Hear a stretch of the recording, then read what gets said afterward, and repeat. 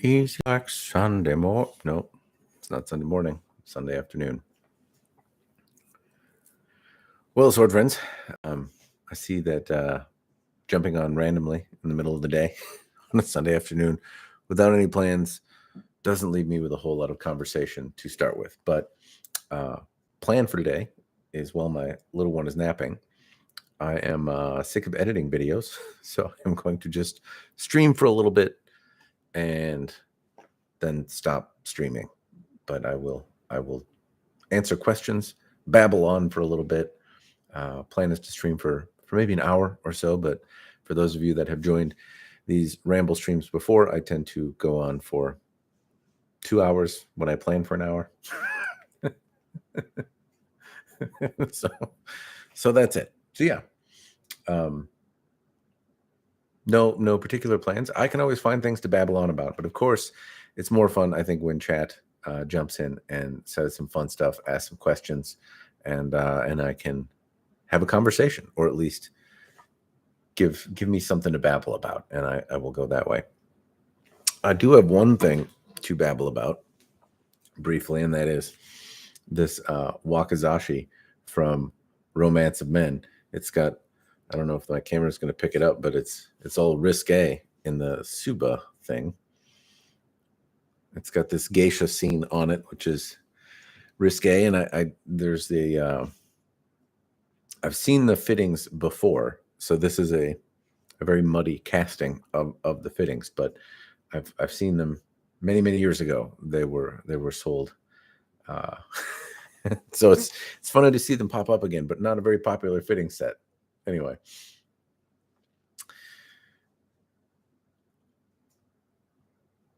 Hello, Mitch. Serpentina. Alex. Hello, Tyler. Yuki. Mike. Kaipo. Hopefully I'm saying that correct. What do I think of Skyjuro? I really like their swords. I have recently mostly completed the review that I have of the sword review sample they sent me, and so I've finished it and it's uploaded, and I will release it at some point in the not hopefully terribly distant future. But I've had a number of Skyjuro swords, and each one of them has been pretty good. I would say on the really high end side of things, they're $3,000-$4,000 special jobbies. I don't see the same value in those. They don't tend to improve in quality, at least in terms of fit and finish level. But they're also in the really basic level stuff, and the $300 or $400 swords. I think they do a pretty good job of fit and finish, more than most. It's just that they're $300, $400, $500 swords of the same finish level as their $4,000 swords. But anything in the entry level stuff, I've been pretty happy with. The one that I did just test was a through hardened folded variety from them, and it took some minor edge damage on bottles. You have to be really nitpicky to see the edge damage, and I think I know the cut. I did an upward diagonal cut at kind of a bad angle through the neck of a pretty thick bottle, and it had some minor edge damage to it. Not terrible, but that's something. Since they're a little more geared for Tamashigiri or Iaido, they don't tend to have particularly thick edges, and that's something that can happen. It has happened on much more expensive swords. My Motohara did the same thing. But anyway, it's worth knowing that. I think they do a good job on finish level, though. A lot of the things tend to be pretty. The Ito tends to be tight. The polishes, but the surfaces are decent. The fittings tend to be a little bit more bespoke. They kind of have their own fitting style, and it's a little contemporary, and but anyway, at least it's unique to a Skyjuro set, so that's neat. They tend to feel good. I haven't had one that's been grotesquely bad or whippy light or anything like that. They tend to finish wise do pretty well in terms of balance and shaping and dynamics and the like. They've all been really sharp, and so from the entry level Skyjuro to the Kumo is the most expensive kind of top end one that I would recommend. I had a Kumo and then some other random piece with Japanese fittings on it from them, and those were my favorites. They've made some pretty good swords overall, and so in that range, I think they do a fantastic job. Outside of that range, not necessarily, but I would say be cautious about buying what's in stock. There's a lot of people that are not particularly happy with their customer service. People have said I've ordered from them and they've taken a long time, or they said 3 months, it's been 8. I don't think they're out there to rip anyone off. I do suspect that people are getting their swords.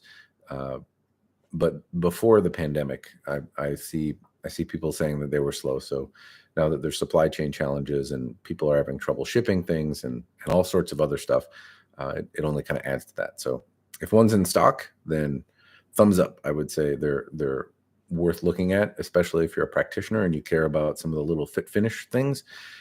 I don't think that they necessarily gear towards overly robust or durable blades, but if you're a practitioner, if you're doing tamashigiri, if it's wall art, any of those things, I think they do pretty well at, or maybe a little bit better in terms of the fit and finish. I would rather use a Skyjuro Shinken for Iaido than, say, a Ronin Katana Dojo Pro.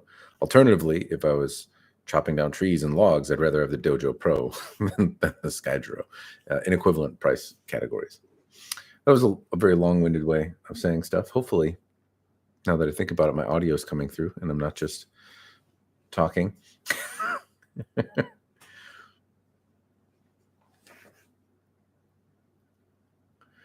Mike, if I send you a sword, can you do a destructive review on it? Generally speaking, yes. Destructive reviews, I will note, take me some time. Summer and the weather is clearing up, so hopefully not as long as it has been lately. And in order to do a destructive test, the only kind of caveat that I would have is that it would be helpful. It's a mixture of dangerous and fun to do them, but it's also time consuming. So if it's a really like customized or really, really heavily used thing where somebody or a majority of people would look at the sword that I was testing and say, hey, well, maybe the previous owner's usage had a really large part to play in how quickly it broke. And so, if that's the case, or if it's been heavily customized in such a way that it doesn't really represent what it originally was, again, those aren't terribly helpful because people could look at those and say either one of those factors could drastically influence either A, how it feels in your hand, the dynamics of the sword, or how long it took to break. But if it's a pretty representative example, not to say it has to be pristine. If you're gonna send it to me to break, go cut stuff with it, have fun with it first, right? But cutting scratches and the like. But if it's got big chips or dings or something like that in it, then that would be it would pull away a lot of the usefulness that might be garnered from doing the destruction style test. Not all of it. Some people would still find it valuable, but maybe not everyone. So short answer, yes, though, so long as it's mostly representative of what you would get from a vendor. Or if it's not from a vendor and it's from some other custom smith and there's not a lot of information on it, that's kind of the caveat, which I would say is I don't get asked to do that a lot. Very rarely does somebody send me something expensive from a custom maker and say, go break this. But I think, like, for example, nobody's really smashed a Howard Clark L6 blade. If somebody sent me one with the specific instructions to smash it, I would, but I would be sad. There's not a lot of video of doing that, but that's, nobody wants to send me a $10,000 sword to see how many whacks it takes to get to the center of the Tootsie Pop on a croquet stake in my backyard. Anyway, hopefully that answers your question, but yes, short answer.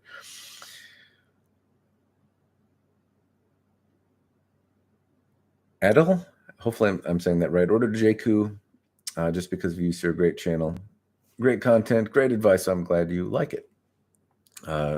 Should receive in a couple months. You should see about getting an affiliate fee from them. I have been offered a few times to get affiliate fees, not from Jakku, but from some advertising companies reach out periodically and say, well, affiliate links and promotion, and I really don't like the idea of it. I'm gradually warming up to not breaking everything that I get as a review sample because I can generate other content with it. But directly profiting from commissions, I understand that people do it, but I would venture, I guess, it wouldn't be kind of life-changing money. Not that any money can't be helpful. I'm not trying to poo-poo or say that it's bad or criticize anyone else that does it. It just makes me feel weird, and I'm already kind of in waters that are weird. I'm happy to make the video, and if you like it, then great. And I hope that company doesn't pay me commission. I hope they earn your business, and hopefully whatever I've put out there is helpful in you deciding that they have earned it. But yeah, if I take their money or get profit by it, I don't know. There's just a conflict of interest, I think. Not that people don't, but yeah, it'd be one thing if somebody gave me an affiliate link for like some other unrelated thing, but if it's directly related to sword sales, I don't know. I feel weird about it. I reserve the right to change my mind at a future date, but at the moment, I feel weird about it.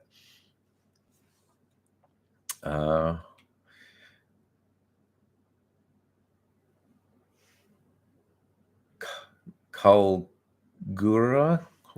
I'm sorry about the pronunciation. I'm trying. Have you considered buying and reviewing a Huawei sword? I'm tempted to get one of the more expensive ones. So I am. I really like Huawei and Skyjuro. In terms of practicing Japanese style swordsmanship and some of the fit and finish levels, I'm not arguing again that they're the most resilient or durable things, but in terms of fit and finish level, I think they do a pretty solid job for that $400 to $800 sword range. And they seem to do well. I mean, I whacked a few things with the Skyjuro piece, but I haven't tested either one of them to failure. Huawei was supposed to send me a couple years ago a review sample, and they never did. But I'm not particularly irked about it because they have a lot of people waiting for their swords. So I'd kind of feel silly getting a sword to smash when there are people out there waiting to get their stuff. So I don't know that that's going to happen in the foreseeable future, though. I would totally review one. Last time I had one, it was really good. The only thing that I think it was missing was some abusive, how well does it hold up kind of thing. But generally speaking, I think that they are very good products. I would actually put their finish level maybe a little bit ahead of. It's hard for me to say because I've had much fewer Huawei blades and I've had a number of Skyjuro blades, so it's tough for me to measure consistency. But in that one example, it was a little bit above the Skyjuro pieces in terms of finish. The fittings were less interesting, but they were also imported Japanese or recast Japanese fittings, so they had a little bit of charm and didn't come from the same parts bin as a lot of the stuff that comes out of Longchuan in China. Yeah, but I think they're really good. I would totally like to review one. I'm crossing my fingers that one day I get a sample to push to failure. Yuki, how many swords have survived destructive testing? None have survived. I always push them to the point of failure, or at least the point that I can't use them anymore. I'm trying to think. So a Ronin Dojo Pro, I had to grind on the blade. Now, in fairness, I have another Dojo Pro. I will test that sword with the methods that I use now. But in the past, before I had the Croquet Stake of Doom, I tested a Dojo Pro and I couldn't get it to break. So I had to grind on the blade to weaken it before I could break it, though I was less experienced at smashing things. I'll put it that way. So that one did. One of the latest Romance of Men swords that I had, the handle pretty much blew apart, and so I couldn't hang on to it. The blade came out of the handle. The sword is still in quasi sword shape, but the handle is gone, and so I stopped testing. But not because the sword cracked in half, but because it failed to the point that I couldn't use it anymore. So generally speaking, they don't ever pass destructive testing. If I stop, it's because I can't hold it anymore, or I don't feel safe continuing, which is usually because some problem is persisting that prevents me from feeling in control of it. A Sinner, have you tested much in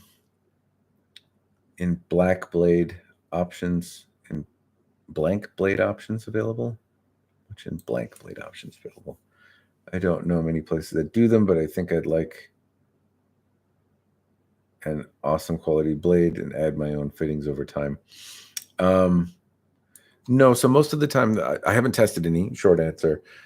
From what I've seen from most of the manufacturers that sell just the blade by itself, Japanese style swords tend to come in a shirasaya, which is basically just, well, the handle is different, but it's lacquered. They're not technically quite the same thing as shirasaya would be, but they come in some sort of very rudimentary kind of fitting scabbard without a lot of adornments.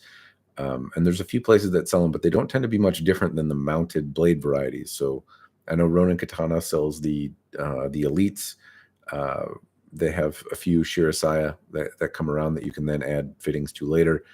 And a number of the special order companies can just get a blade for you that's made without any of the other bits and bobs. Hanwei has sold a few Shirasaya blades, the Shinto, the Tiger. I don't know if they still do it, but there were swords in Shirasaya, and they actually came in a real Shirasaya.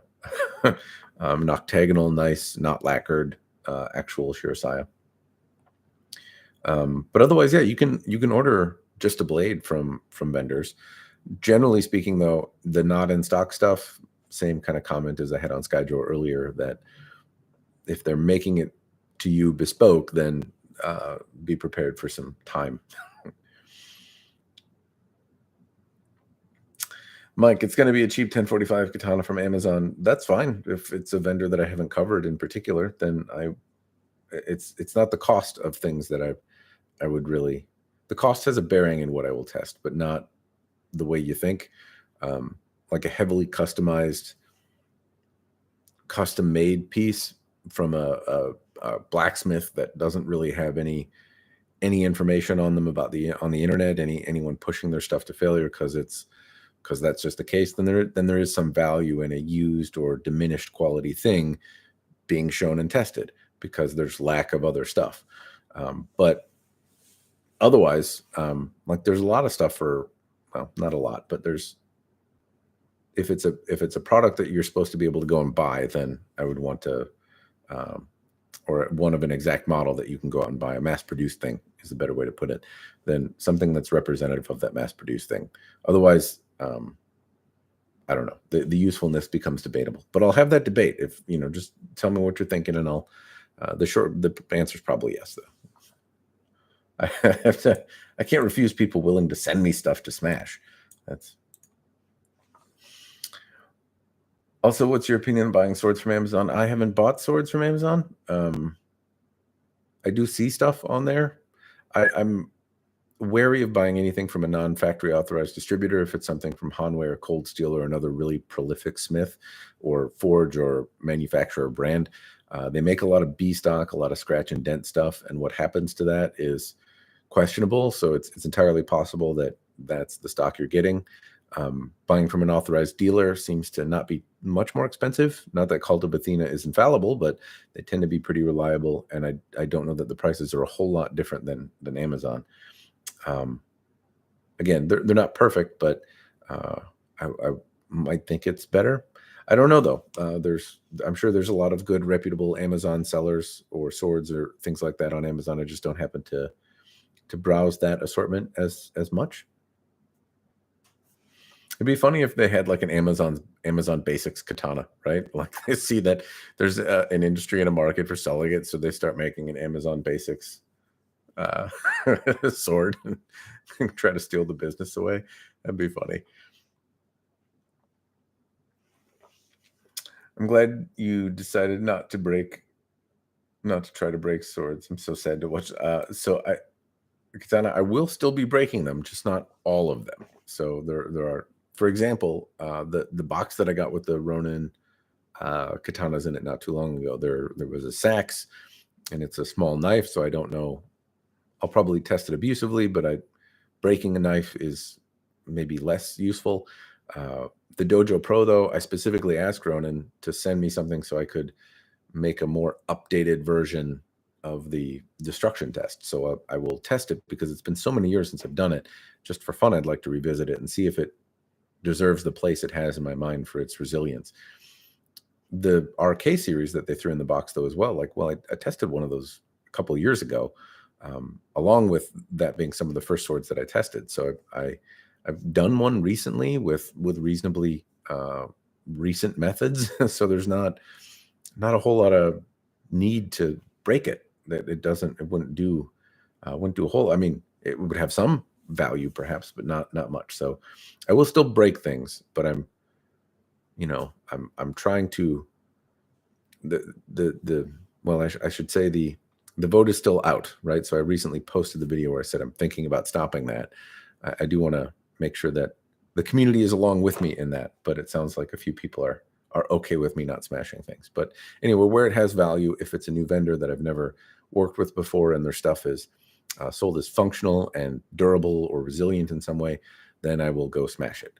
The Romance of Men katana, the last one that I had, the handle busted apart and had weird condition issues. I'd like to verify if they fixed that stuff. But for vendors that are established and that have people are relatively confident in what they're doing, or if the thing doesn't really merit destroying, if I get like an axe head or something like that, I don't know. I don't know that breaking that stuff has as much value, but it's not a no. It's not that I won't break things. It's just maybe less of them. Alex, Depika has a new arming sword with a neat scabbard for about $200. There's some oddness in the pictures, like the profile taper along where the fuller terminates, but it looks pretty decent. I don't know that I've tested anything from Depika, actually, which is kind of odd given that they make lots of stuff, but I don't know that I've had anything from Depika. I've looked at a lot of their stuff. I've handled their stuff, but I don't think I've had anything that's lasted in the collection or that I've smashed. Steel Air, hello.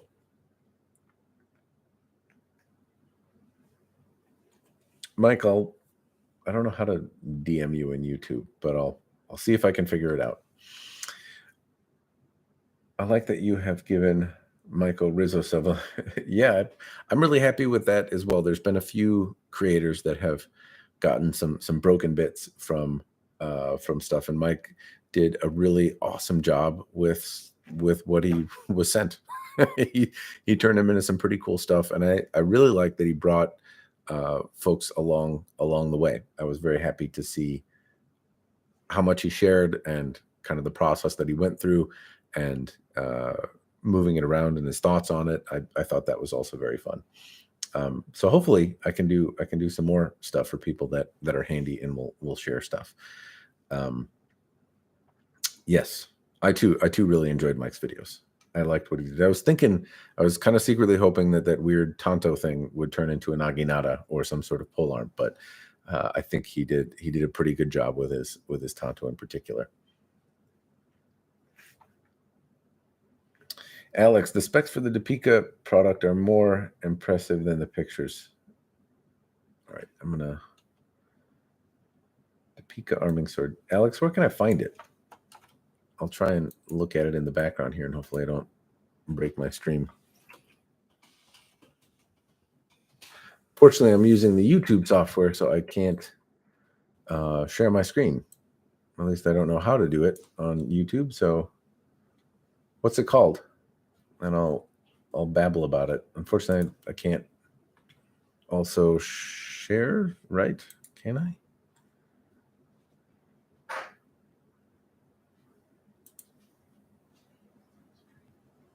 Yes. I'm looking on Cult of Athena.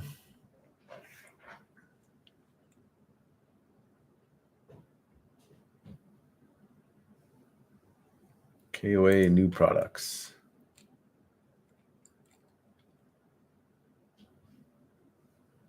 The new product section.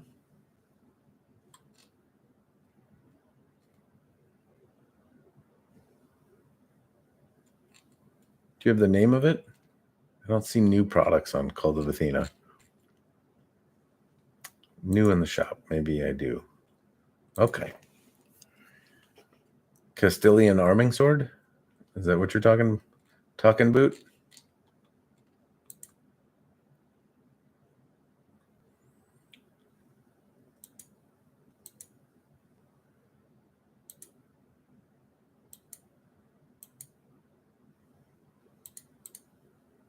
Yeah.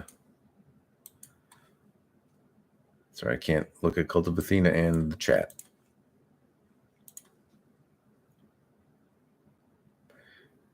Yeah, it looks all right. I mean, it's got the fuller looks a little odd, but around the grip it looks reasonably tight.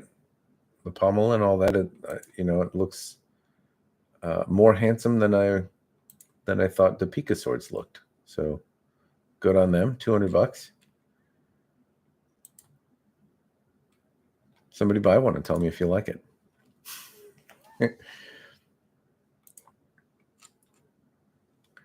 What can I say about other specifications? Under 3 pounds, still probably feels pretty hefty in the hand there for an arming sword. Not that they can't be more than 2.5 pounds, but 29-inch blade. It looks more like a windlass piece, but not. Well, anyway, I can't see much more. I can't say much more than that. It does look reasonably handsome though, Alex. So I guess I don't know if it's worth $200, but usually when I think of Topeka, I think of the kind of entry level stuff. Not necessarily in a terribly bad way. They're pretty well regarded for making functional pieces on a budget price. But yeah, things look okay. It's tough to say from some of the photos though how the bevels look and how funky the fuller is. The crossguard looks pretty clean, and it looks reasonably well shaped. Handsome sword, worth checking out for $200. And well, I guess I would say, not that I'll buy one for $200, but if somebody else wants to, I don't see anything inherently deal breaker wise based on the photos or what the specifications are. The Crusade. I'm glad you could finally make it as well. I try to stream at weird random times, so nobody is ever really happy with it, right? Especially my family, who I don't tell them. They walk downstairs and like, "Oh, are you live on the internet?" Okay, I'll try not to belch. Double tap that. What's your opinion on cold steel katana for a first sword? They are okay.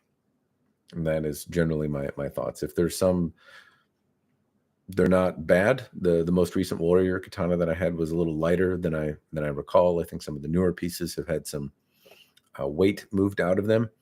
They're durable. They tend to have some not great stuff about them. Some lucito cracks on the sire or chips and the like sometimes happen.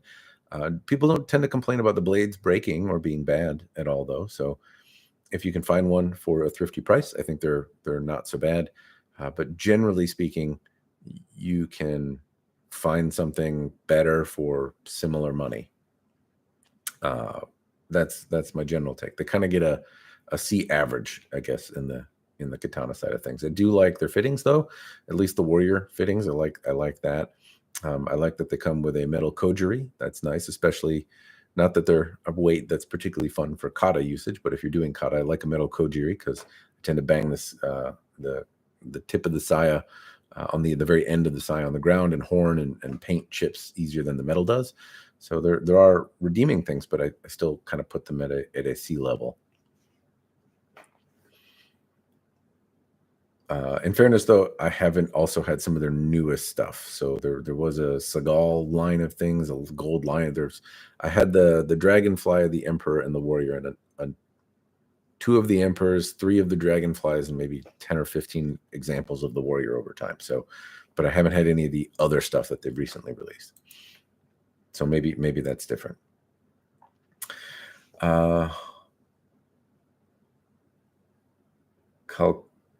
Kura, I probably said your name different before. I'm trying. Have you ever handled an Albion Spadona? I have not. That's one I've never gotten a chance to handle. I've heard very positive things about it though. I did have their Svante, and their museum line of things is pretty cool. So the Svante was more sword than I needed or wanted. And I didn't cut particularly well. In retrospect, I kind of regret selling it because it's also a very cool sword and felt really good in the hand.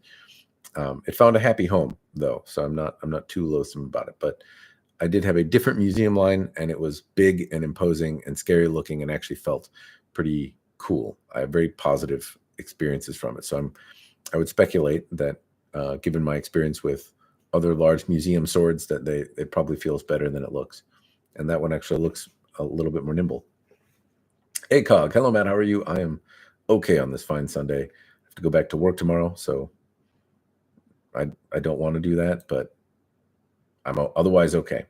Finally received the Ido I ordered from Tizando. It's crazy how high the quality is. I really like them as well.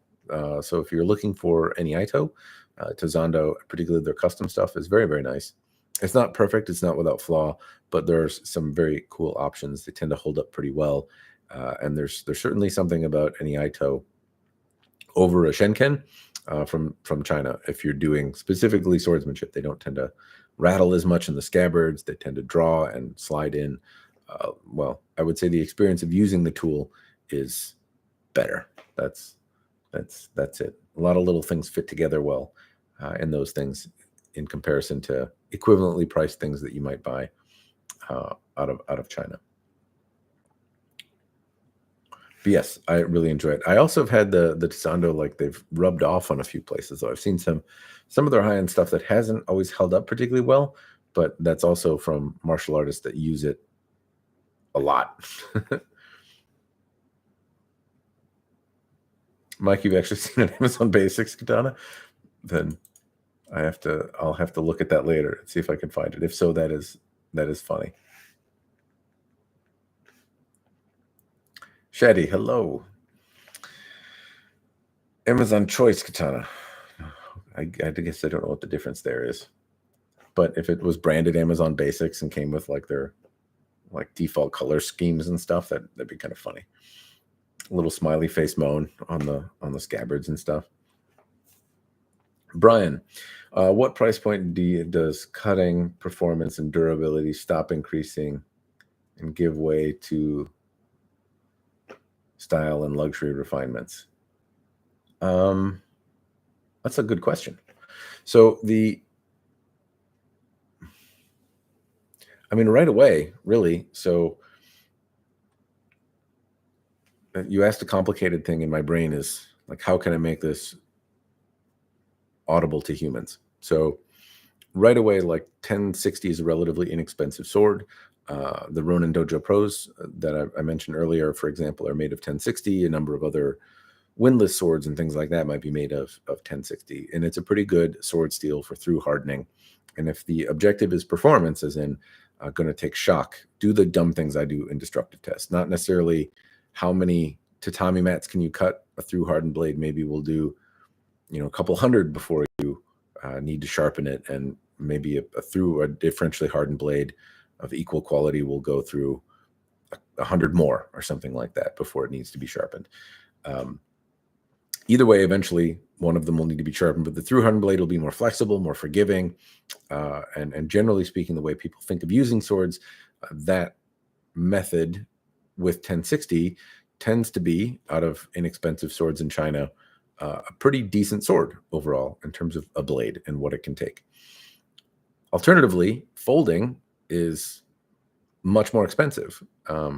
And regardless of which folding thing you get, if you get a folded laminated sword blade, historically there may have been a reason to do it, but I haven't found that manifests itself in performance on the blades that I've tested to destruction.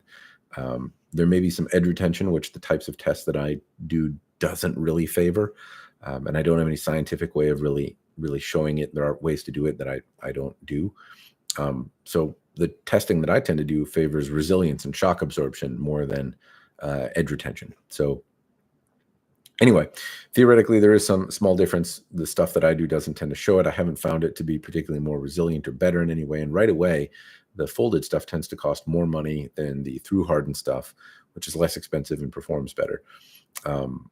Fittings, the more elaborate they are, tend to be more in the mass production side of things or in the custom variety. So right away, you start to kind of pay for how it looks, I guess, or luxury refinements or some other tie that makes the sword special to you. Maybe what makes the sword special is a tie to history. So there's people out there, for example, that will pay a reasonable amount of money more for a Hanwei railway steel blade or an old Bugei blade made of Manchurian railway steel. Some time ago, supposedly Bugei or the Hanwei forge was using Manchurian railway steel, and also some Gunto were made of Manchurian railway steel. So there's this historical tie that resonates with some people and makes it feel more like a sword or something that they're more interested in. It's not necessarily better than 1060, but some people will pay more for it. So yeah, I suppose right away you start doing it. If the goal is pure performance, though, there's also a way to spend a lot of money on that. CPM 3V blades. Dan Keffler, for example, makes some pretty crazy stuff. He's got his own YouTube channel, and he's doing some nanners things with some of the blades that he's made. And well, I guess more or less, it's $5,000 or more maybe for one of his pieces. That might not even be the case anymore with inflation, right? So they're very performance based. They don't have a lot of frills aesthetically, but the steel that they're made from is supposed to be pretty good. Very good at holding an edge. Very good at absorbing shock, and so it's very, very performance driven, but also very expensive. So there's a way to pay for a lot for either side of things, I guess. But you can definitely go. The sky's the limit in either direction. It is funny though that they don't usually meet. So there's not a folded, laminated, traditionally forged, purely done in the strict adherence to the way antique katana were made, that is also the best performing sword at the same time, if that's your shtick. Or a sword with lavish gold ornate stuff that is also awesome with performance. Some of the gold work and inlay work can be fragile and won't, stand up well to being hit with a baseball bat in comparison to like a titanium Suba or something like that. Anyway, hopefully that answers your question, but very good one. Haven't been asked that one before.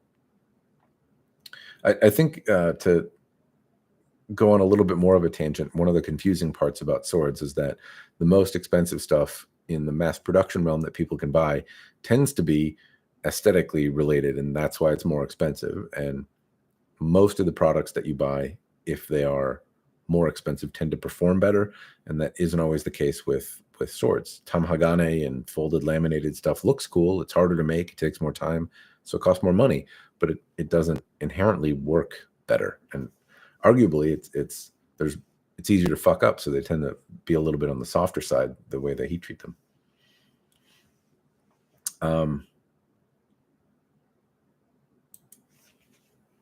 Sorry, my brain don't memory things too good. You're good. Ace Thinner, I have an ongoing Naginata project from a stupid cheek walkie I can't afford to find fitting, so it's more of a post-apocalyptic style now. Need to make some leather Ito if you have any spare parts. Well, I do have spare parts. I don't know that any of them would fit well on a Naginata, and you probably want something more robust. I don't have Naginata parts. Those are hard to come by. The last time I got Naginata parts, Ace Center, was Fred Lohman for a special project for Sword Friend Corey, a remounted Hanwei Naginata. It was pretty cool, but still, even those were a little bit thin. You might contact somebody that's a blacksmith and can make some rudimentary stuff, or go to Home Depot and get copper piping or something like that and hammer it to shape, because you'll probably be more apt to find something that fits the dimensions you're looking for. I haven't found Naginata fittings that I like personally. They all tend to be a little bit on the small side. Edel, hopefully I'm saying your name right. Thanks for the super chat. I would love to see you perform cut tests on different blade geometries in the Kobe-Zukuri, as well as different sharpening grinds. That's fair. I hope I can do it. So the idea being, if I get a few different samples, then I'll be able to test it. Grinds are a trickier one because that'll be on me and I'm not handy. So I can at least do some comparisons between different sword styles, provided I eventually have some around that are different, and I can maybe espouse the pros and cons of either one. Sharpening differences on grinds and stuff, though, I'll have to think on that one. I wouldn't mind doing it. Sounds cool, but how could I do it and have the information be useful? Something for me to noodle on. But yes, I can do that. I can give you a little bit of information, though. So Unakobe Zukuri, I really like it. I don't find that it cuts better or worse than much else. They tend to be a little bit on the lighter side, and I like the shaping. I think that they're harder to make, and so they tend to make something pretty. But I don't find them to be more or less resilient or bad or cut better or worse. Cutting, they have a little bit less mass sometimes, so they tend not to carry themselves through cuts the same way. But at the same time, I don't think they're necessarily better or worse at anything. They just tend to look really cool. Shobuzukuri, some practitioners have said that those don't sheathe particularly well or are more challenging to use for Iaido. I haven't found that to be the case. The same is true with the Unokobi Zukuri. It doesn't scratch my hand or anything as I do Noto. I don't find it to be problematic, and I don't cut myself with them any more or less than I do with a Shinogi Zukuri blade. Hira Zukuri, kind of the same story. The Moroha Zukuri, the double-edged stuff, though, obviously it's sharp on two sides towards the top third of the blade, so that one that one is a little bit different, and I don't tend to use those very often or even like having them around, because I want to use it like a katana, and then I will forget that I can't, and I will hurt myself. So anyway, for what information that's worth. But yeah, I'd like to see that too, again, as the years pass by and I get more opportunities to get examples. Hopefully I can specify and get a few examples of Hira and Shobu, and then maybe I can do some comparisons between them. Crusader, I got the Depika William Marshall, good sword, very solid. Chop some wooden pallets, not plants. Paid under $100. Good deal. Was it heavy? I'm kind of curious, because the thing that I hear about Depika is that the build quality finish level is sometimes on the not great level, but that's reflected in the price. People don't generally tend to complain about them breaking, but being a little overbuilt is also something that I tend to hear, but I guess I don't know if that's the case. Alex Ackles, Facebook group. Facebook's group, someone bought it. They said good things. Personally, I think the price, it looks okay. I believe the manufacturer's been really working to improve their products.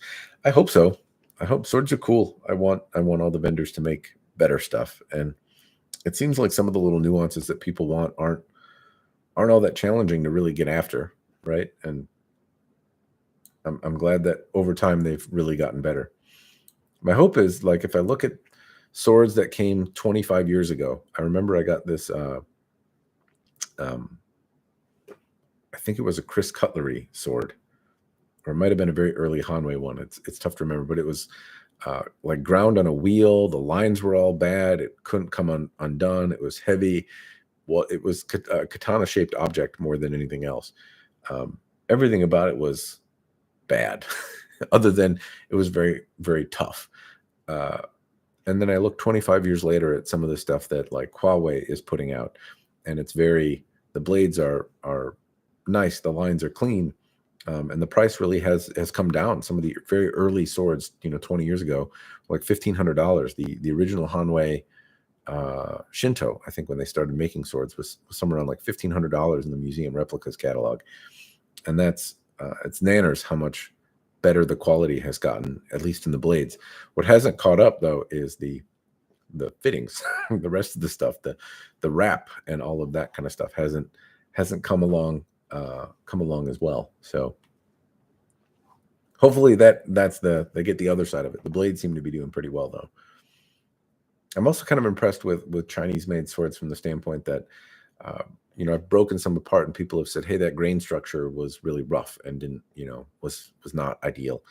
Could have been made better, but it's after 40 whacks on a metal stake, right? So even the kind of not great heat treatments seem to come out in a way that's more or less quite functional. Not that there's not room for improvement in the blades, I guess, as well, particularly in the heat treatment side, but I do think they've come a long way. Oh geez, chat jumped. Brian, and sorry, I'm trying to get through chat here, so I'm getting far behind. I'll try to catch up and be a little bit more concise so I can be somewhere near where the conversation is actually happening. Brian, I have Ronin Dojo Pro Ko-Katana Model 2 in my cart to buy. Anything else I should look at before I pull? No, you do. Kokatana are not necessarily things that I tend to test. If they're your bag and you're buying something that is, you're looking for whacking things on, they tend to be pretty durable, or at least that's what I think. So, what else is fun from Ronin though? They have the elites are neat. They're expensive, but they're not as fun for whacking. The Dojo Pro is really like the backyard beater that's on a budget and available, I think, at the moment. So worth taking a look at there. No, I can't think of anything else. Buy two so you can break one and have one that's pristine, maybe. David, Cold Steel Chisuk. I think that's Chisuk Katana. I've had a few of those. They're old. I don't know that they make them so much anymore. And then they just started calling it the Warrior Katana and then eventually changed the fittings. I can't remember. A Chisuk Katana, as I understand it, is just like barely making the requirements of a katana. I think there's more to it than that. I have had it. It basically is the same thing as the Warrior Katana, just a little bit smaller, but still for its size. All of the other critiques that I would have about the Cold Steel Warrior apply to the Chisa Katana. Sterling Armory. Chris is here. Hello, hello. You were just watching. So yes, Chris, if I've been putting out a lot of stuff. Sorry to bombard you. YouTube Punk, 21 sword nerds in chat and only 5 likes. Shame. Well, everyone, smash that like button. Don't forget to do it. It's okay. Or thumbs down it if I suck and you're sick of hearing me babble. The Amazon Basics Katana. All right. Any updates on the My Little Pony Katana project? No, unfortunately not. I've hit a little bit of a wall in terms of finding a blade suitable to use for the My Little Pony Katana. I will find one eventually. It will happen. I was honestly tempted to. I saw somebody post, and I think it was the folks that made. I think it was the folks from Bizer. I could be wrong though, but somebody posted this like pink katana somewhere on a Facebook group, and I was like, oh, maybe I should reach out to them and see if they might be interested in doing a My Little Pony katana. But the purpose of it is really to have the Mystery Man in Black do it. That's the. It's kind of an inside joke, and I'd feel bad if the project moved anywhere else. So I'm going to find a sword and do the My Little Pony katana that way. But so far, I have not found a blade. I've thought a little bit about what to do fittings wise, and maybe do some water jet cutout and then have the fittings powder coated, and it will look, I think, the right kind of terrible. But still pondering. Nothing has materialized yet, though.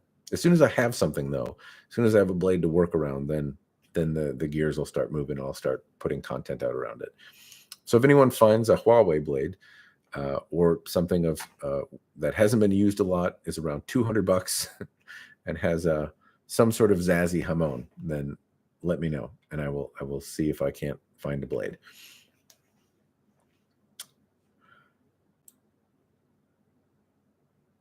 And the Crusader would love to hear your opinion on Reginier swords, maybe in the future. Yeah, so as I understand, the Reginier pieces tend to be HEMA sparring equipment mostly. I think they have some functional pieces too, right? Because I've seen other people talk about them, but it just isn't something I've found hasn't come by me. But I'd be happy to check one out. I think is that the one Matt Easton did a video about that where they're moving their business out of Russia to Georgia, I think. Not Georgia, US, but Georgia, the country. Or am I off on that? I'd like to check one out too. I'm always a fan of checking out stuff that I haven't ever had from a vendor before. Alex, I had to close my feed like to the video a couple minutes. This phone what comments, so algorithm something. No worries.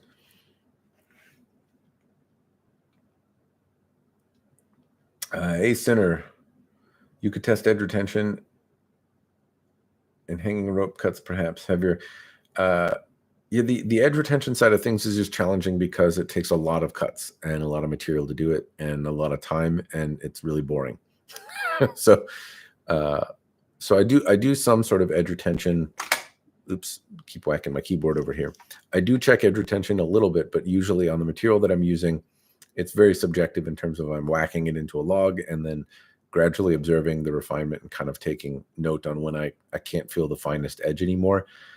There are materials that show, there's a little like edge retention tester that shows what you, anyway, there's a machine that does it that I've seen some knife reviewers and stuff use, but the time it would take to do that is limiting. But it is possible. I know there's equipment to do it, and I haven't done it because it seems boring and I don't want to. that's really, yeah. That's the honest truth right there. I know it could be done. I don't know how expensive the equipment is either, but I see what they do is they apply some sort of pressure, and it measures how much it takes to cut a, I don't know if it's a little wire or something in there, and then the feedback comes on how much pressure it took to break. And so you can keen your edge up, and then after a few passes, test where it's at. And if you did enough of those, conceivably you could have a somewhat scientific method that might be useful to measure edge retention. But doing that just seems so, then I have to like take it out and stop and measure it. Yeah, maybe someday though. Mike, is Minatoshi dead? I see a bunch of their swords have been out of stock for a very long time. Would love to get. Yeah, I don't know. Minatoshi is one of those places that I don't think got their a fair shake. Some of the fittings that they had looked unique. The build quality on them was actually pretty decent in the examples that I've had. There were some of the models that they had that I thought were really cool, and if they are dead, then it's unfortunate. I would venture a guess though that they're probably struggling to get stuff shipped though. A lot of people are having a lot of problems, and the cost of moving freight from China has gone up substantially. So they might just want to move away from that business. But I don't know. I haven't talked to the folks at Sword and Armory. I think those, I'm speculating they make Munatoshi. I guess I don't really know the relationship there though. The only thing I can really say is from the swords I've had, for the most part, I've been pretty impressed with them. Sterling Armory Reginier pieces are typically great. Fetters are great. Sharps are okay. I haven't. Yeah, I can't say I've had one, but I do. When I hear Reginier, for some reason, I think more on the HEMA fetter side of manufacture than Sharps. But in fairness, I wouldn't mind testing a fetter. We could see how many smacks it takes to break one on the Croquet Stick of Doom. That might keep me busy for a while. Oddly, that sounds more fun than testing sharpness. go figure. Matt Smash. Yes. Oh, the Anathars. Hopefully the Anathar this year came out okay, because I threw that one together. My wife and daughter were down to participate, but April Fools kind of snuck up on me, and I did not. I kind of had to throw it together. That was one of the quickest videos I've ever made, actually. But yeah, hopefully it was fun. The tradition of Anathar stays alive. And Chris, Sterling Armory here, who is in the chat, has elected to help me in carrying on with the antics. So hopefully you'll see some Anathar on his channel. It'll be a wandering April Fool's joke. All right. Schmunzel? Have you handled titanium blades from Mad Science Forge? I have not. I would be happy to, but I have not handled. No, not that I can think of any titanium sword or even a knife. I don't think that's. Maybe I have had a titanium like pocket folder or something like that, but not any. Certainly no special swords. I love the Anathar. This is making me very happy. I did not. I'm glad you all are liking. I can kind of see a little bit of chat over here, and I see there's a lot of Anathar love coming, so that's good times. Nico, happy Sunday, Matt. I got a good one for you. Do you find any notable difference between differences broadly on normal width edges versus wider or thinner competition cutters? The wider competition cutters, at least if we're talking specifically about katana, tend to be just very purpose-built pieces for that. So they excel at being lawnmowers and doing tamashigiri, and a little bit at the detriment of dynamics and fun to move around feeling. And they also tend to not be. Sometimes they're thinner, and if that's the case, then it can aid in cutting. But it means that if you had to deflect cuts, if you're using your sword defensively against anyone else, then it would likely fold or not hold up as well. They also don't tend to be particularly great at thrusting. So if you're trying to use your sword for any kind of, well, anything that involves stabbing, anything that you actually study in Kenjutsu in like 2-person drills or application kind of goes out the window. If somebody is buck naked in front of you standing still and your job is to cleave them in twain, then it's an ideal thing for that. But I think of the competition cutters kind of like I think of a fillet knife, right? And that it's a very purpose-built tool, and it's hard to argue that there's a better tool if filleting a fish is in front of you. If that's the task, then that very specific kind of knife with a super sharp edge that's somewhat flexible is really the tool for the job. Alternatively, though, like if you want to split firewood, then a fillet knife is shit, right? Or if you're just using it for general survival tasks, a fillet knife is not great. Even for general kitchen use, a fillet knife is not great unless that happens to involve some element of filleting. So that's how I think of those swords. Not that they can't be used for anything else, but if they are as thick as a normal sword and still really wide, then they tend to be grotesquely heavy. Some of the Hataya Kitetsu blades I remember being like 4 pounds, and they're not, it's a recipe for tennis elbow, and they're not fun to use for iaido, generally speaking. They can be. Some of them aren't terribly heavy, but alternatively, like the Minatoshi Performance Cutter was a pretty wide blade, and it was thinner. And they also said, hey, don't use it on anything other than tatami mats. Like it could get damaged if you're cutting water bottles with it. So, yeah, if the task is competitive tamashigiri, those blades are excellent at that task, but I wouldn't choose them for any other task. That's it. And if they are as robust and thick as a conventional sword, then they tend to be heavy, and again, wouldn't be something that I would choose. So yeah, there are certainly differences, and it's not that they're bad. They can be done both ways. I have a Motohara LMC, a light mat cutter, and it's pretty wide and relatively thin, and it's great for iaido, and it's pretty good for tamashigiri. It's very light anyway, so if I'm working on cuts, I can't remember what the name of the cut is, but they stand 2 mats next to each other, and you need to cut down through one, stop your blade, turn it, and then cut upward and diagonally through the other. So generating, stopping your sword and being able to control it, and then being able to generate enough momentum to do an upward diagonal cut without being able to kind of take it back and generate that momentum elsewhere is tricky, and I find it easier with the LMC than I do with other swords. So that's good, but I wouldn't bring it to war. If I was trying to do a Katori pattern and was working on somebody with a bow or something, and I had to do any kind of block, that sword would fold over pretty easy. It's not that it's delicate or anything by nature. It can cut through a tatami mat, and those aren't slouches either. But if somebody struck it from the side, even with another sword, I'm pretty sure it would bend and damage easier than a thicker sword would. Anyway, I'm babbling on. Hopefully that answered your question. I said it would move faster and then promptly kept rambling.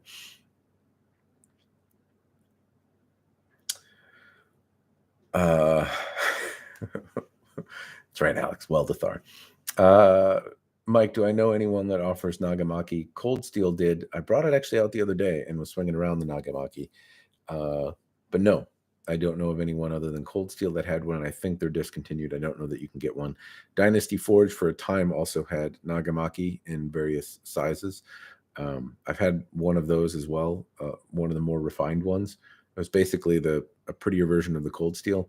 Apart from that, I think it'd be a special order thing, but I don't know anyone other than those that have been sold.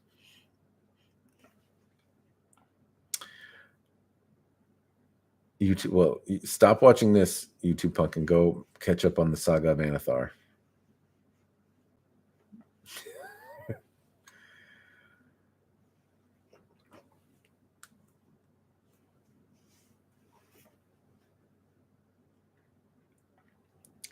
No worries, Chris. Switching accounts. just keep both watching. It inflates the numbers, right? Everyone make 5 YouTube accounts and log in here. So this is the most successful stream of all time. Or at least for me, I guess. So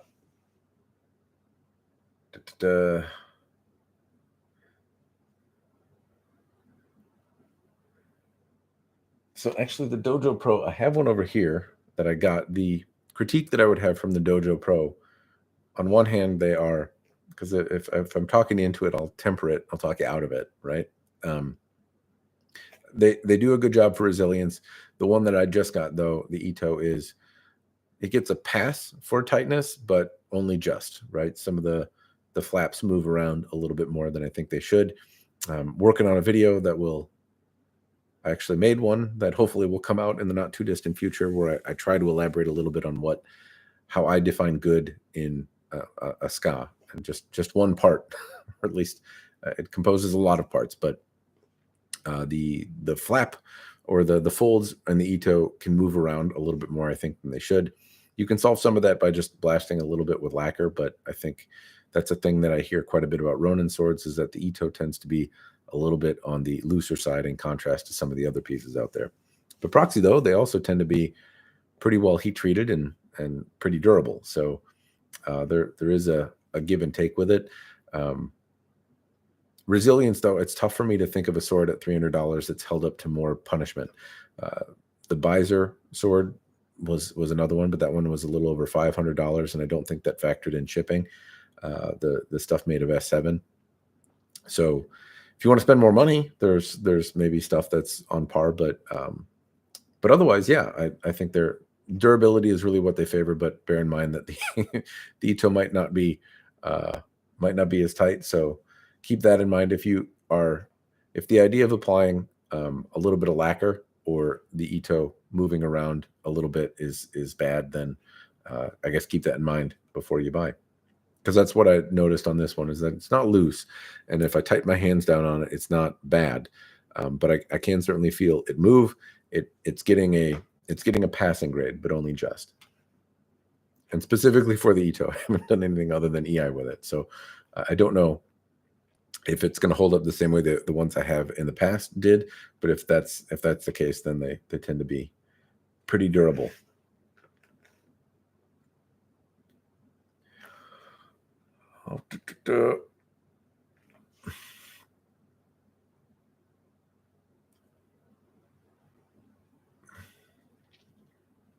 Chris Fields, you're testing beach mats around 3/4 inch dowel, poplar dowel rod today. Which sword are you testing with? Is it a little Zatoichi blade? Kvetin Armory is moving from, I believe both companies make pretty good HEMA. Okay. I couldn't remember which one was which. Jimmy, thank you for the clarification. Tengu, Sino Swords has a production sword available now in the sub $300. I've been happy with Jakku or Sino Swords. Yeah, I mean, sub $300. If it looks like something you'd like in the videos that I made of the other products that they had, particularly the Tsunami one that I got, probably the first one is pretty representative of the stuff that they've made. I know I've had a number of videos now about them. But yeah, I think they do a pretty decent job. So for $300, if it's something that you like and it's a available now kind of thing, I would say yes, give it a try.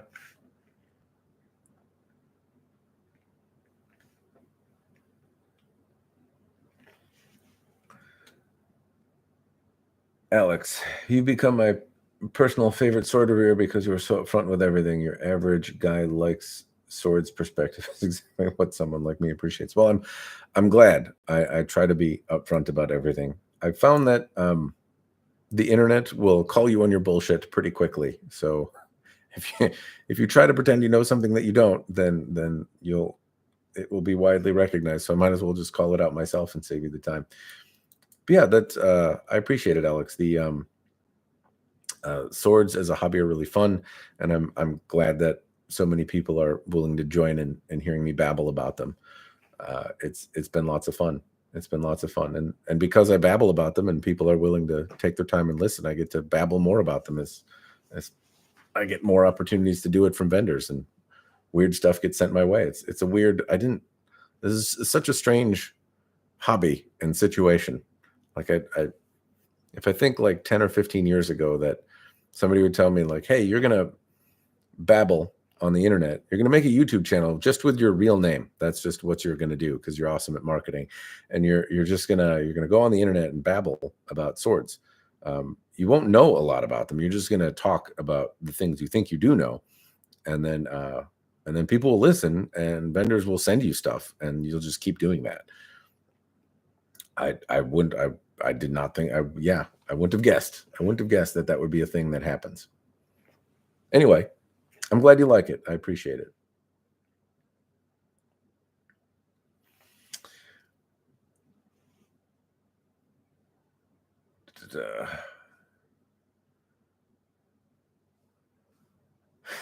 Test some training. I have Jimmy, I have asked for armor.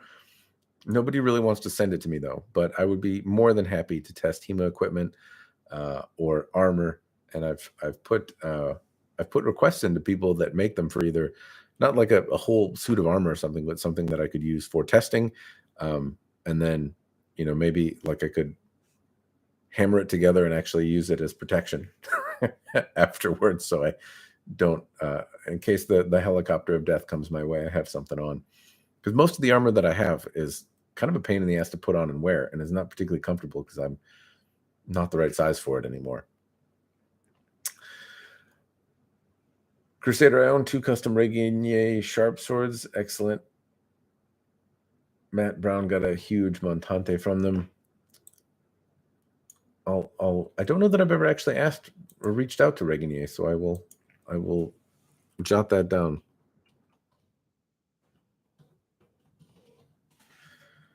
Sometime today I will ping them and see if they're willing to send a sword my way for me to swing around and do stuff with.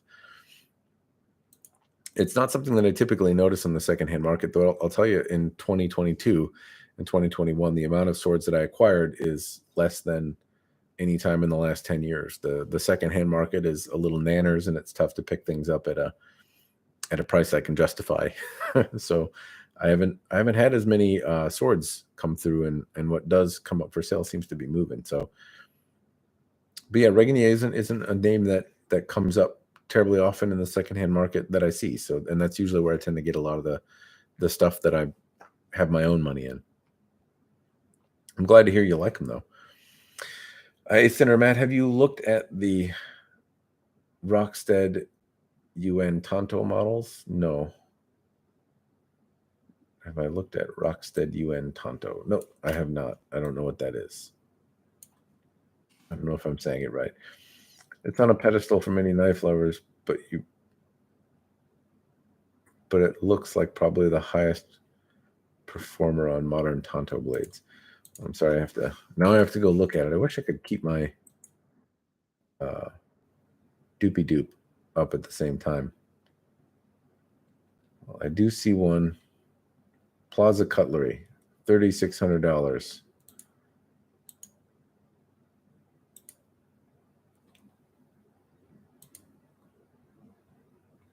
What makes them the best? Looks like it's got a really high hardness. It's kind of a neat shape, though. I like the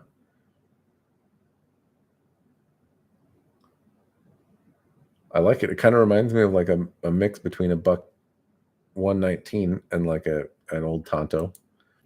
Anyway, neat, expensive. I don't know that that'll be something I'll ever get a chance to check out, though. Maybe in the future, I'm gonna hopefully get a chance to test a few more knives somewhere. Do I have it up there? No, I don't. It's up here. Great view of my sweatpants. All right.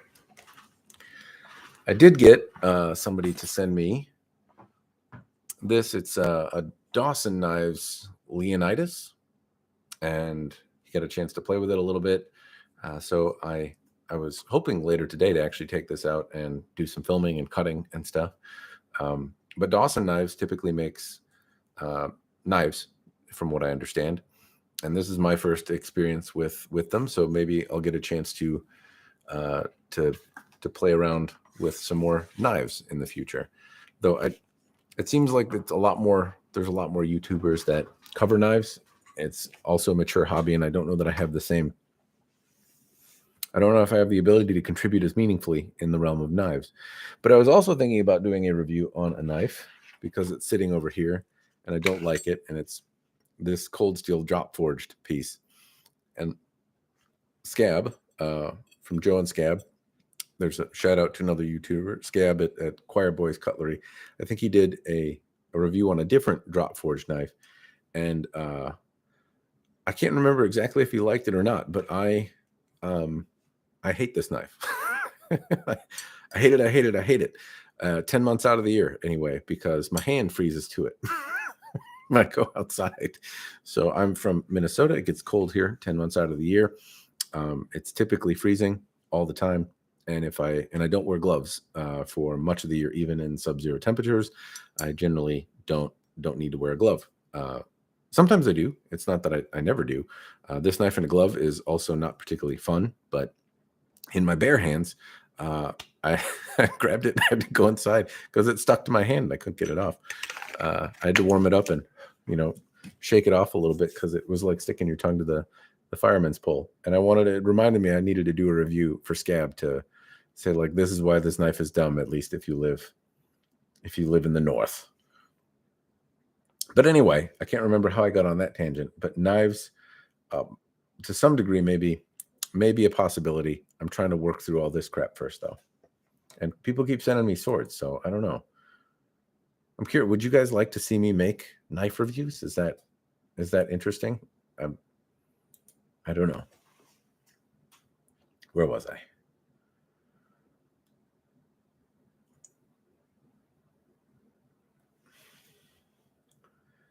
East West Wing Chun Kung Fu. Hi, Matt. I remember you had issues with your Romance of Men sword. They told me they sent you a new one. Have you checked it out yet? Yes. So they sent me a couple. So one is the white one up there. The Ito on it is still a bit on the loose side. They sent me a follow-up because this white one that was somewhere behind me up there, they said, hey, we haven't improved it yet, so can you hold off and we'll send you another example. And they did make improvements in the Ito.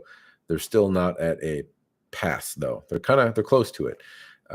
But as I look at the Ronin Dojo Pro, right, and I would say that that's just getting a pass. I can't move the flats of the Ito around on the Ronin Dojo Pro. If I take it and push it around, I can deform the diamonds, but they don't stay deformed unless I really push on them hard. And I can't kind of wiggle the kashra loose. The latest one from Romance Amend is similar to this one. This is the geisha looking thing. So this one is actually a little bit tighter, but I can kind of move these. I don't know if my camera's going to pick it up. I can really move them around, and I can separate this Ito and get it to kind of break apart. And it's still just not. This one is actually probably okay, but the other katana that I was sent is an improvement, but just not quite there yet. So they did say they were going to make some improvements, and hopefully I can get them an example of good, or I don't know. I'm happy to work with them and do what I can to help them improve, because I want to see them make good stuff that people want to buy. Anyway, I did get some new ones from them, though. Yes, and they are still. They have some redeeming qualities, though, too. They are extremely sharp, and they have some. They're not to my personal taste in terms of aesthetics, but they are kind of. They have some pretty flamboyant looking designs, which are neat. It's tough for me to, like, I don't mean to sound condescending about it. They're neat. They're just not combinations that I would typically think to make, but they have a zazz to them, and they're finding stuff from the part spin, I guess, and spinning it in a way that looks bold and different. So I guess there's some positives for them, and I'm hoping they sort out the tightness of Ito stuff. Chris Flower, do you have any wakizashi? I have. Not that I can use. Well, I have one now. So Romance Men, I asked them to send me a wakizashi. Came the other day, and I do now have a wakizashi that I can actually use for cutting. Jayco is also sending one my way. that I can use for cutting. I do have some other wakizashi, but they're either antiques or there's Waning Life, which is on sale from the Mystery Man in Black, which is a pretty expensive one. So I do have things that I can use for kind of visual comparisons, but not to actually use until just the other day. So now I have one that I can swing around, and it's got naked ladies on it. So that's cool. East West Wing Chun Kung Fu. Beiser doesn't make any S7. They switched to S5. I'll be getting one of them at $350, an entry-level cutter. I mean, good on you.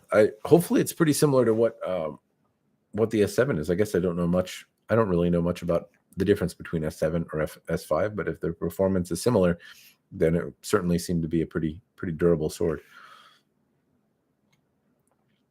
Every time I scroll, chat goes blah, and I totally lose what I was reading. Okay, there we are. Alex, Matthew, please keep doing these on weekend days. I know I will be much more likely to attend. Honestly, didn't really know if you or your other viewers are the same way. Yes, I will try to do it. I was hopping on Wednesdays because sometimes I suck at Apex Legends and get sick of playing. But I said I would stream on Wednesdays, and I'm trying to keep up with streaming on Twitch on Wednesdays, but I fail a lot. And anyway. And if I didn't put a video out, then I stream a little there, and then I come over here and do something. But yeah, it's either when the mood suits me or when I haven't put out a video. The good news is I've had a little time with this spring break, and today's the last day of it. But I got a little bit ahead of videos. So if you're a member of the YouTube channel, then you probably already know I've been pestering you with videos. But I will hopefully have some. So you might not see me stream for a month or so. Or maybe I will. Maybe the mood will strike me. But I don't have a schedule for YouTube streams yet. I've been told, thumped over the head a few times to make a schedule so that people can attend. Hope is just to hop on and shoot the shit as I can. I don't currently have a spot that I feel like I can commit to consistently.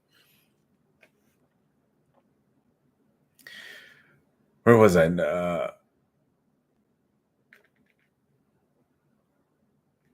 Chris, you're testing a few Euro sharps you're shipping out. Good deal. I'm glad to hear you've been productive. Chris Fields, by the way, is at Sterling Armory. They've put out some YouTube channel stuff on how it's made and have a podcast going. You should check it out. He was somewhere up in the top of the chat if you haven't. Do you ever practice fancy draws like the Zatoichi flash? I don't know what that is. Reverse close draw from, I can't remember the name of. Most of the draw stuff and sheath stuff that I do is really from just what's taught in school. I can't say that I do anything particularly flashy. So no. The closest thing that I do, Katori, when you do your Chiburi, you spin the sword and hit it with your hand to shake off the blood, and then you reverse grab it, put it on your shoulder, and draw and sheath that way. It looks flashy to some folks, so there's that, but that's just the way it's done in Katori Shinto. There's also a reverse draw and thrust that looks flashy, and I guess I practice that, but because those are predominantly Katori, I don't get to show them on camera. A little bit of it comes through because there's a similar Noto in the Bato Federation, so I can practice some of that and not have it be taboo on camera. So you get some of it, but not really anything particularly flashy. And I have to be cautious with drawing as well.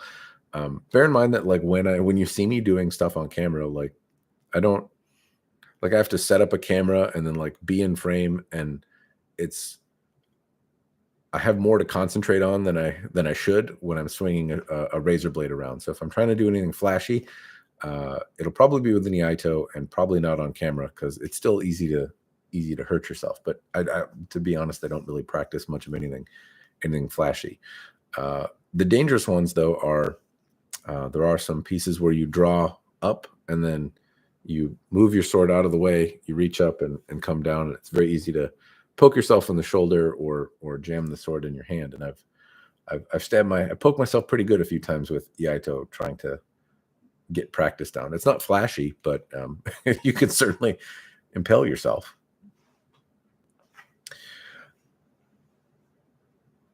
If you do, I'd love to see test cuts on things like the Zatoichi Flash. So I said it'd take me a minute. I don't practice them, but some of the flashy stuff I'm cautious about. It's very easy to hurt yourself. That's it. And when you're also concentrating on being in frame, and if your cameras are on and stuff, I'm already playing a little bit more fast and loose than I like not doing flashy stuff. So I'll think about it though. I tend to avoid stuff that features me as a practitioner, and I try to show more stuff that's about the sword rather than me. I feel like if I did that, it would shift the focus a little bit, but I'll noodle on it a little bit. Plus, I don't know what the Zatoichi Flash is. Is that where he pulls his Hakama down and then gives you a little peekaboo? Probably not. Tengu, since you're into Japanese swords, ever thought of reviewing traditional Japanese folder? I think you asked me about this one. No, I don't. I haven't. I don't have one, so it's tough for me to do much of anything on. I might do more knives, and that might be a good branch over, but I don't have one. So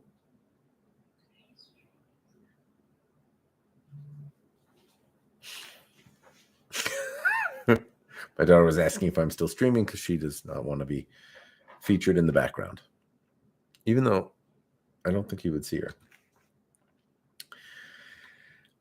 So I'm over an hour though, so I'll probably wrap up the questions that are here, and then I'll hop off. So Tengu, I see you're the last one. I'll stop somewhere around that point. Any thoughts on Filipino swords? One, yes, I like Filipino swords. I have some antique Campilan up there. I used to more actively study Eskrima. It's been a minute since I've been in that, but I really enjoy Filipino blades.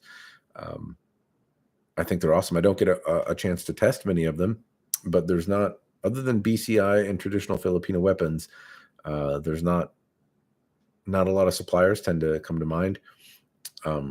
And I don't think either one of them want to send a sample, which is lately how I've been featuring stuff on the video is by way of some sort of sample. So, which is great because then it means I can afford to keep talking about swords. But I do really like Filipino swords. I studied, again, Filipino martial arts. I think Campilans are super cool. I didn't get to do any Filipino pole arms. I never quite got to that point. We had low ceilings in the spot that we studied, so never quite got to do it. But anyway, I do really like Filipino weapons. There's a lot of variety, a lot of cool stuff going on there, and I'm particularly fond of the Campilan.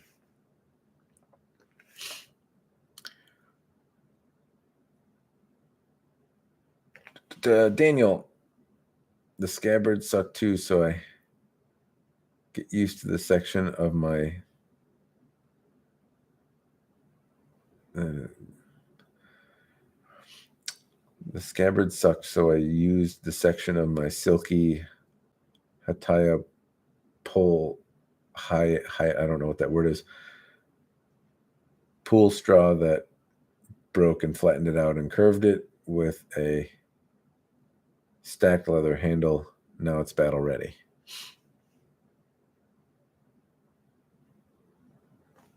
Oh, I missed the thing you said earlier. Butter on Dojo Pro, it's tough as hell. I cut a 3-inch tree clean through so easy at the top of the rail of a chain link fence that I hit the top of the rail of a chain link fence and it barely dulled. And you replaced the handle. Good deal. Sorry, I missed the other part. Chat is bouncing around, so it's tough to keep up there.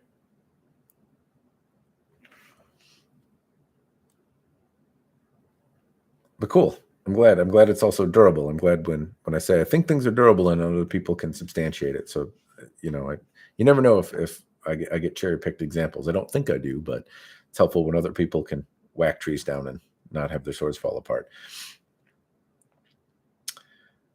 Yes, as a center, I'd like to see you do knife test reviews. There are tons of them out there. Perhaps stick to the knife reviews with based handles.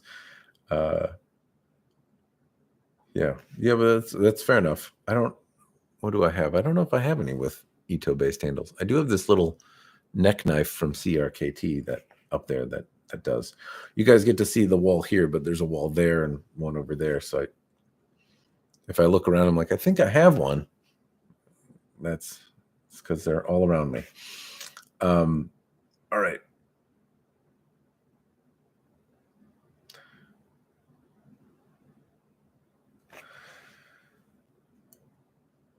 Fair enough, though. I've thought about knife reviews. I like knives. I just don't know.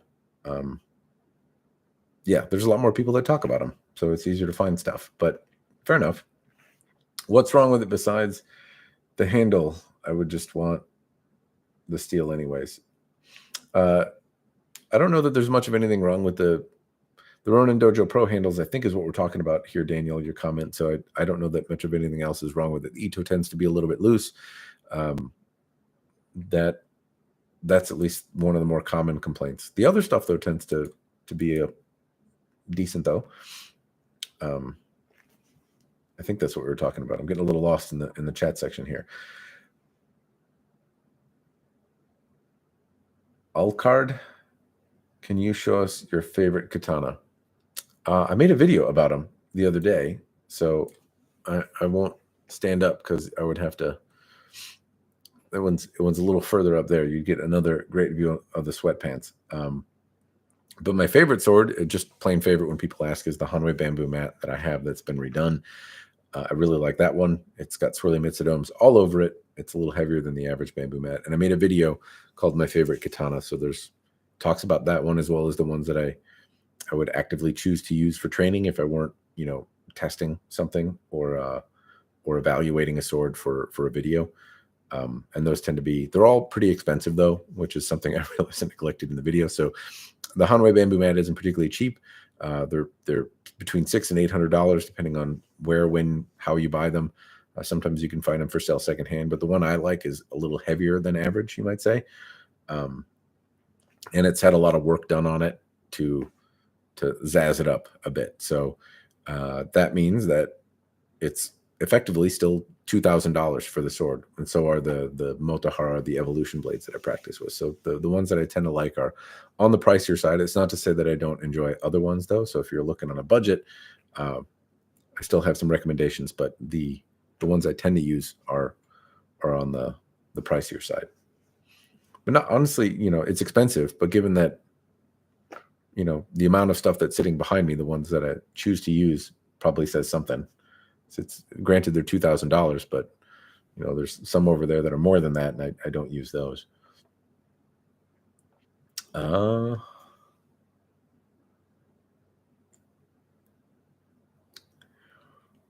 Where was I?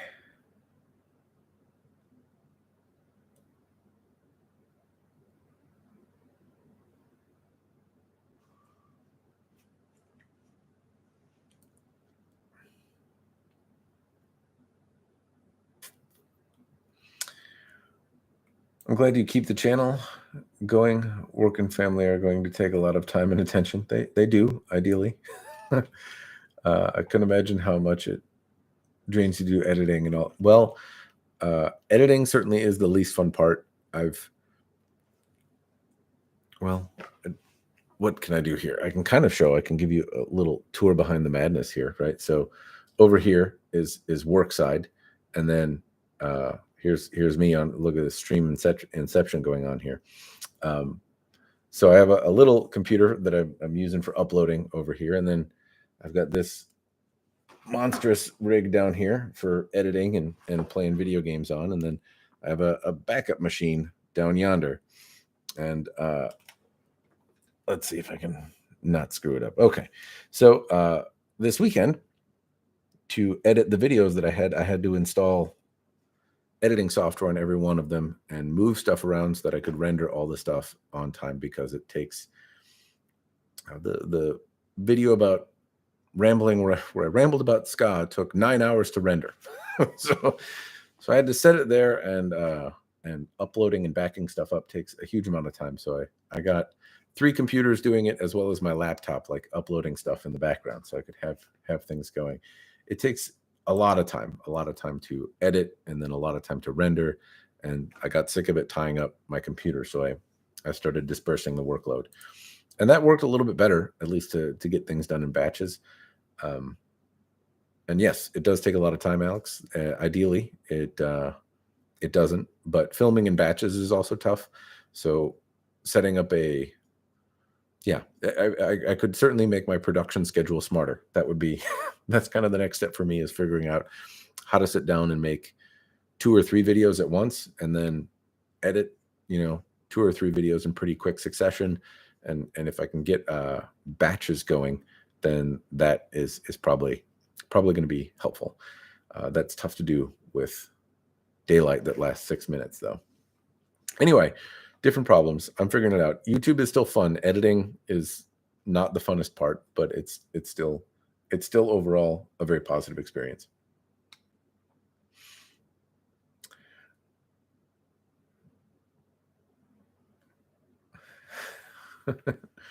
Don't do the Zatoichi flash. All right, now I'm questioning what the Zatoichi flash is.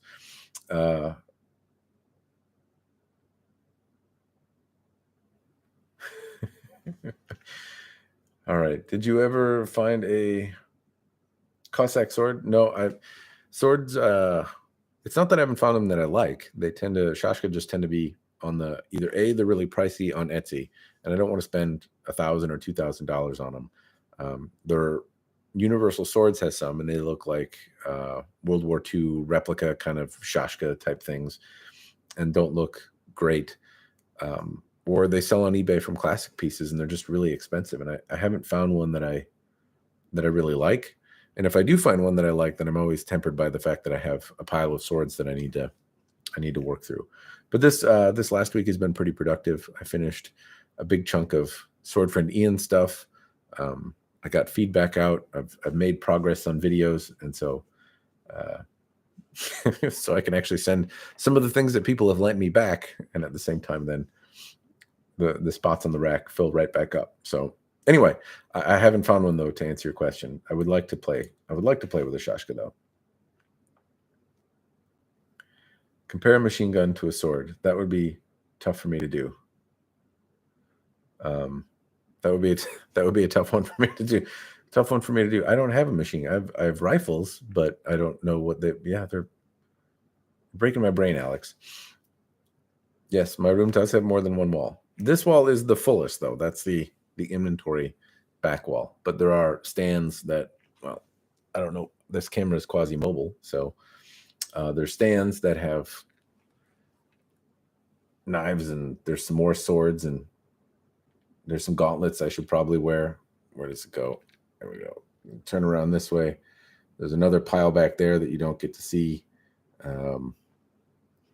There were some hanging on top. Then there's some in another room in the house where I have more racking. The old room, which turned into a bedroom because I had a kid. So we were down one bedroom. But the old racking in the orange room where I used to do filming still has the racks and sword mounts and stuff on the wall. So there's stuff hanging from that as well. Yes. There aren't any on the ceiling at the moment, though. So I've still got room.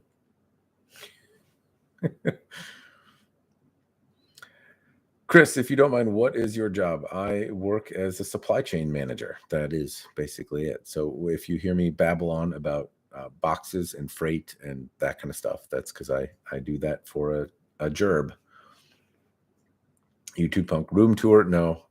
The camera has a limited cord, and I don't know about full room tour. I did the quasi 360, but that's about it. All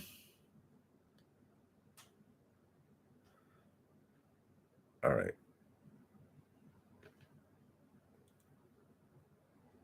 Four walls. Nope, nothing. Just a room full of swords. It certainly throws people off, though, when they walk in, especially because you have to come through this room with this wall of swords and then walk past the other room with swords on it to get to the utility room where you would, the cable guy has to work. And because I work from home, there's a lot of sometimes I have to call the cable guy. I can't have no internet, and Usually they do a good job of keeping a straight face, but not always. Not always. So sometimes somebody will walk and be like, yeah. Or every now and again, I will log into a new meeting, get the video going, and somebody, because I also work from right here. So every now and again, the camera background blur doesn't work, and I'll give somebody the heebie-jeebies. It's totally a thing, but usually they're okay with it after a while. All right. Well, no, the sun doesn't sleep under. So the sun doesn't sleep under. Does he? No, he doesn't. Generally.